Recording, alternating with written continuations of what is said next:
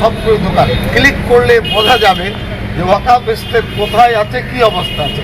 এখনো তারা সেটা করে উঠতে পারেন না। মুখ্যমন্ত্রীকে কবে জানাবেন? হ্যাঁ, আমি জানাবো। আমি মুখ্যমন্ত্রী বাইরে আছেন, আমি ওখানে নবান্ন যারা আছেন আমি লিখিতভাবেই জানাবো, এটা আমি বলছি আজকে কালকের মধ্যে। আর একটা বিষয় হলো, এখানে মোতাবল্লিদের মধ্যে একজন আছেন আফাকুজ্জামান, তিনি মোতাবল্লি অর্গানাইজেশনের মাধ্যমে তিনি হলেন রিপ্রেজেন্টেটিভ। বোঝা গেল।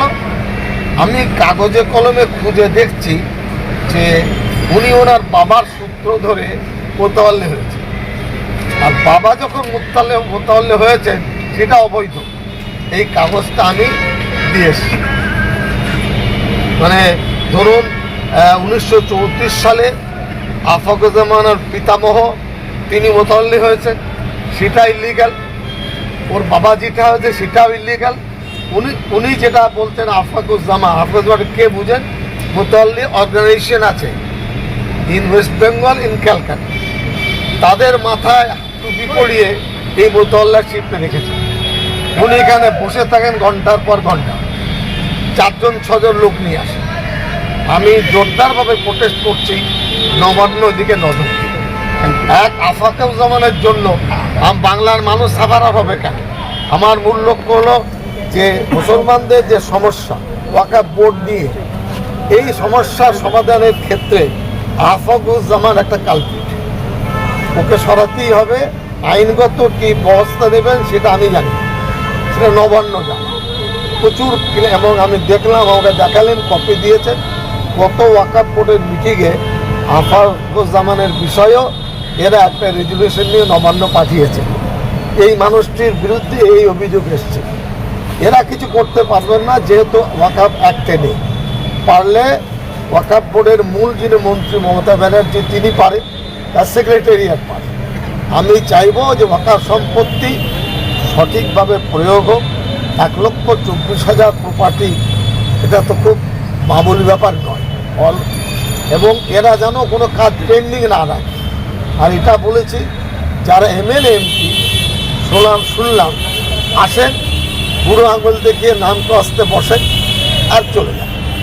এবার যারা থাকে তারা মানে আমাদের গণি সাহেবকে যেমন বোঝান সেইভাবে ফাইল সই হয়ে চলে যায়। এটা খুব দুঃখের কথা। একটা জিনিস বলুন, তার মানে 1,24,000 মোট প্রপার্টি আপনি এস্টিমেট করছেন, তার মধ্যে 7,000 এরাও স্বীকার করছে। 7,000 লিখেছে, এটা ওয়াকাফ স্টেট। গভর্নমেন্টের আন্ডারে এতটা স্টেট ওয়াকাফ আছে। এবার অনেক স্টেটের আন্ডারে 5টা, 7টা, 10টা ওয়াকাফ প্রপার্টি আছে ডিফারেন্ট প্লেসে। বোঝা গেল।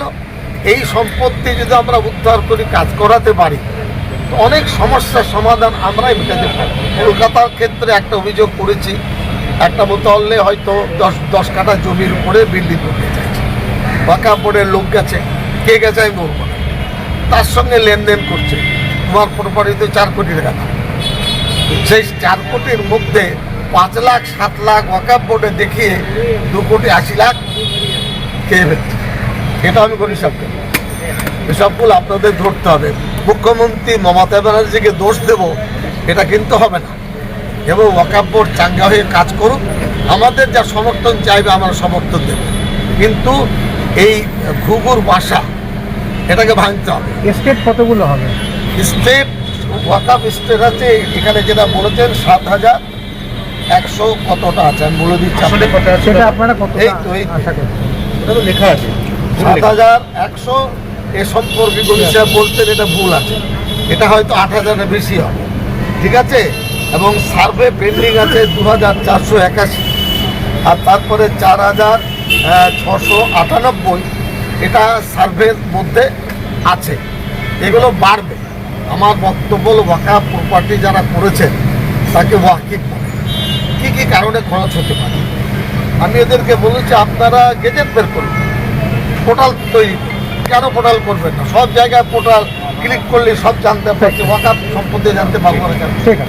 सिद्दीकुल्ला साहब ने एक बात और कहा है कि वक्फ बोर्ड में जो मेंबरान है और खास करके चेयरमैन को आफाकुज्जमान खान चलाते हैं, तो वो कोई चीज नहीं है चेयरमैन जो हम उनको चलाए। नंबर 1। नंबर 2, कि वो एक एक्स जज है, बहुत काबिल आदमी है, उनका 2 टाइम का एमएलए है, वो उनको हम कैसे चला सकते हैं? एसटी न्यूज में आप सभी का बहुत स्वागत है। मैं हूं शम्मा अफरोज, फिर से आप लोगों के दरमियान एक बार एक खुसूसी रिपोर्ट के साथ हाजिर हुई हूं, क्योंकि आपको बता दूं कि वक्फ बोर्ड का मसला आप लगातार सुन रहे होंगे, मगर इस बार एक यूनिक मसला आया है जो कि खुद स्टेट मिनिस्टर सिद्दीकुल्लाह चौधरी अचानक से धमकते हैं वक्फ बोर्ड पे, और वहां पे जाने के बाद वहां के मतवल्ली अफाकुज्जमा खान के खिलाफ किस तरह की बयानबाजी जो है वो सुर्खियों में रही। इस सिलसिले में बात करते हैं अफाकुज्जमा खान साहब से कि इनके ऊपर बेबुनियाद जो इल्जाम लगाया गया है, बकौल अफाकुज्जमा साहब के मतवल्लियों को टोपी पहना रहे हैं, इस तरह के बेबुनियाद इल्जाम लगाए गए हैं आप पे सिद्दीकुल्लाह चौधरी साहब का,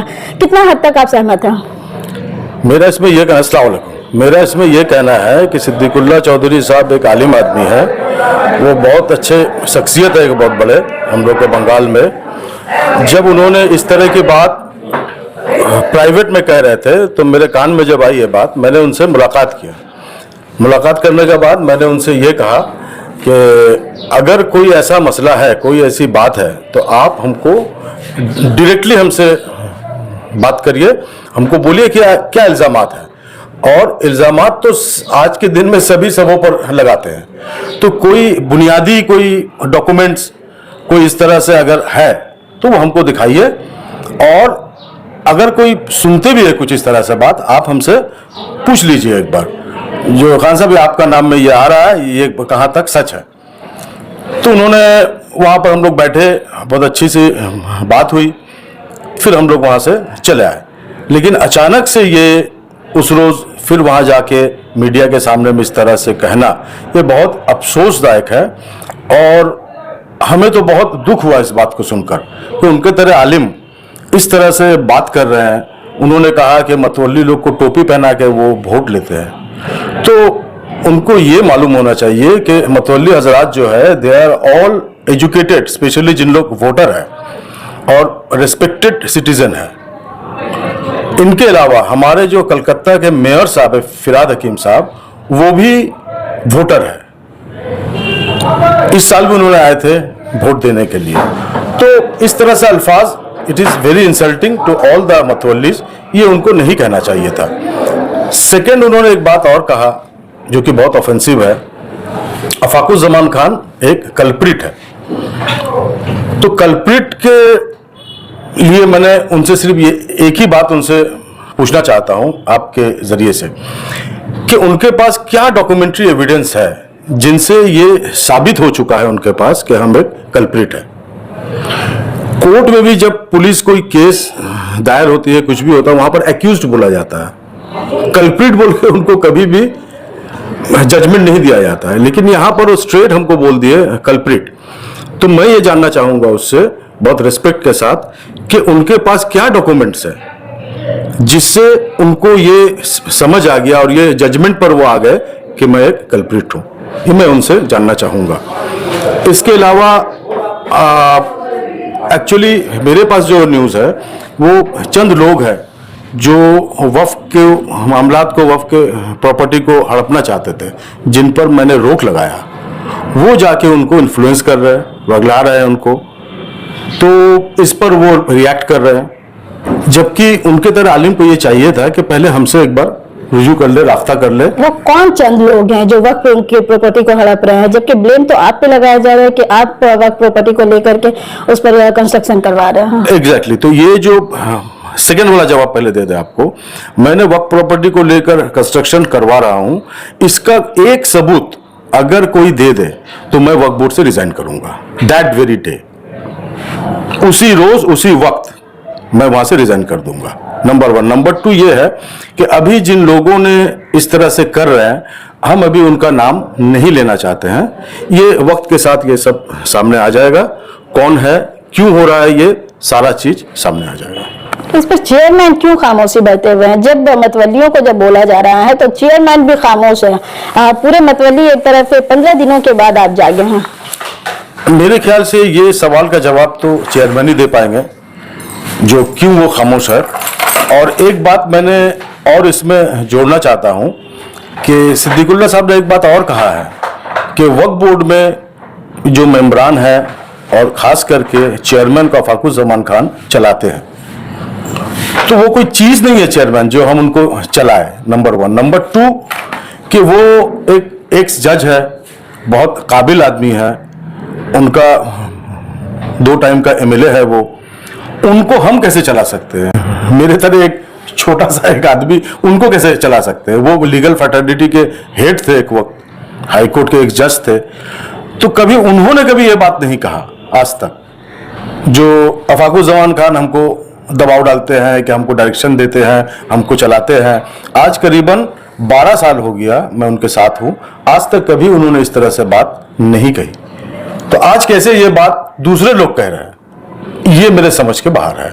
तो इसके जवाब तो चेयरमैन साहब ही दे पाएंगे। जब उन्होंने ये बात नहीं कही तो आपके फेवर में भी तो बात नहीं कही है। जब सिद्दीकुल्लाह चौधरी का ये बयान आता है तो सिद्दीकुल्लाह चौधरी के बयान की भी उन्होंने मजम्मत नहीं की। तो क्या माना जाए, क्या सिद्दीकुल्लाह चौधरी के बयान के साथ चेयरमैन भी शामिल है? मैं आपको एक रिक्वेस्ट करूंगा कि आपका चैनल को जरूर एक बार चेयरमैन साहब से मुलाकात करना चाहिए और उनसे इस बात का डिस्कशन करना चाहिए उनसे। फाकुज़्ज़मान साहब, चूंकि सिलेक्टेड और इलेक्टेड में फर्क होता है, डिफरेंस होता है, हमारे दर्शक भी जानना चाहेंगे, चूंकि आप पे एक और भी ब्लेम लगाया गया कि आप जोर जबरदस्ती वोट लेते हैं। 1996 से मैं इलेक्शन लड़ रहा हूँ, 1996 से आज करीबन 27 साल हो चुका है, 5 टर्म हो चुका है।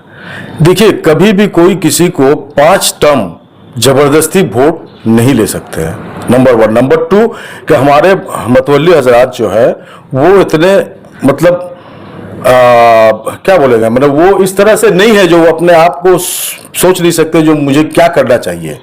उनको जाहिरी है कि काफ़ी हेल्प मदद मैं करता हूँ हमेशा, जो सही मतवल्ली है।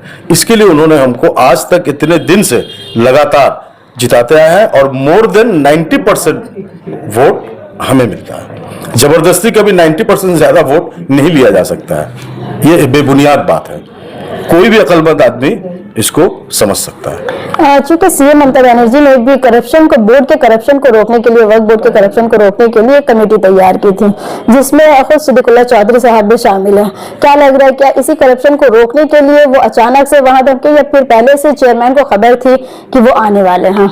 नहीं, सीएम, हमारे रिस्पेक्टेड ऑनरेबल सीएम जो कमेटी बनाई है वो वक्फ को और अच्छे तरीके से चलाया जाए, उसको सही यूटिलाइजेशन उसकी प्रॉपर्टी को किया जाए, कौम के काम में लगे ये प्रॉपर्टी किस तरह से, ये मॉनिटर करने के लिए और वक्फ बोर्ड में और तेजी लाने के लिए कामकाज में वो 12 मिनिस्टर की कमेटी एक बनाई है। ये वक्फ के अच्छे के लिए बनाई है उन्होंने। करप्शन वार्ड कभी भी उन्होंने नहीं कहा है कि वक्फ बोर्ड में करप्शन इसलिए मैं ये कमेटी बना रही हूँ, ऐसा नहीं है। उनका ये कहना है कि वक्फ बोर्ड का काम और अच्छा से चले और बेहतरी हो। तो 12 मिनिस्टर जहाँ हैं तो उन लोग और ज़्यादा हम लोग को इनपुट दे पाएंगे कि भाई आप लोग इस तरह से चलिए तो और अच्छे काम होंगे। वक्फ के जो प्रॉपर्टी है कौम के काम में कैसे लगाया जाए, ये सबों के लिए उन्होंने बनाया है कमेटी। सिद्दीकुल्लाह चौधरी ने आप पे इस तरह के जो इल्जामात लगाए हैं, आगे आपका स्टेप क्या होगा सिद्दीकुल्लाह चौधरी के खिलाफ? हम उनके खिलाफ तो नहीं है। देखिए, वो एक बहुत बड़े शख्सियत है बंगाल के, हम उनके खिलाफ रहे या उनके साथ रहे इससे उनका कुछ आनी जानी नहीं है।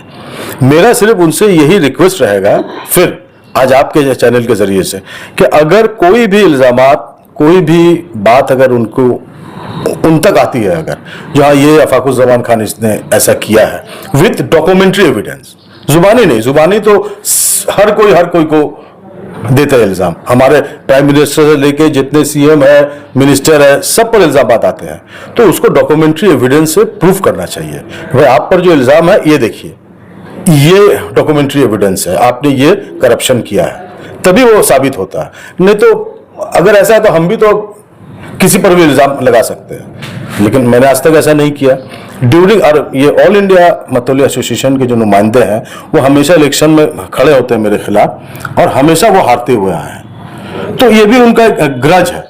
मैंने कभी उनके खिलाफ कभी नहीं कहा या जो कैंडिडेट रहते हैं उनके खिलाफ भी कभी नहीं गया।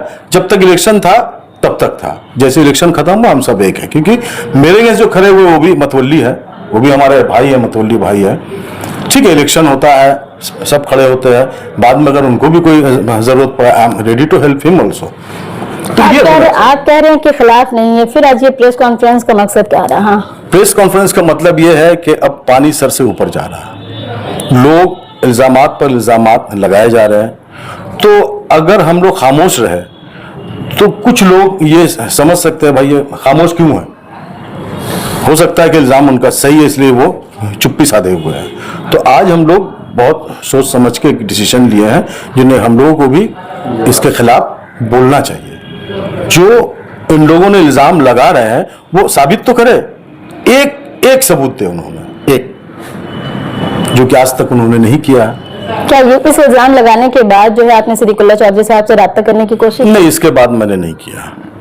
जब ओपन फोरम में कह दिए ये बात, मेरे मिलने के बाद भी हम उनसे मिले, मुलाकात की, उनको बताए सारी बात, बहुत अच्छी सी मीटिंग हुई, उसके बाद भी अगर उन्होंने ऐसा कहा है तो फिर ये मेरे लिए सही नहीं है कि हम खुद से फिर जाके उनसे मिले। हाँ, अगर वो चाहे, वो अगर ये बोले कि हमसे वो मिलना चाहते तो हम जाएंगे उनके पास, मिलेंगे उनसे, कोई दिक्कत नहीं। क्योंकि बंगाल का सियासी माहौल अभी इन दिनों गर्म है, खासतौर से टीएमसी के लिए काफी ज्यादा चुनौती की घड़ी आ चुकी है। क्या यही वजह है जो आप लोग 15 दिन के बाद जागे हैं?